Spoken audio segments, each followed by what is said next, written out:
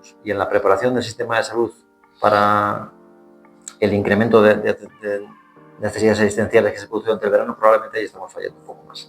Y sobre todo en la protección de las personas más vulnerables. Sabemos perfectamente cuáles son las personas más vulnerables al cambio climático.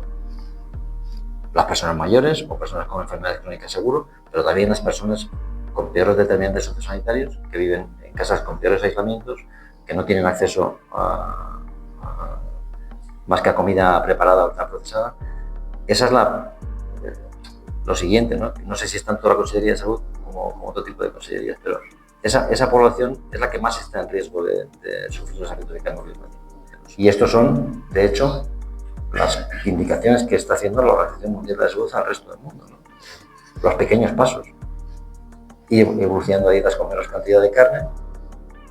No lo he dicho, pero una de las principales causas de emisión de gases de efecto invernadero es la emisión de metano de la producción cárnica a nivel del mundo. Menos transporte individual en coches, más transporte colectivo, más bicicleta y caminar que coches.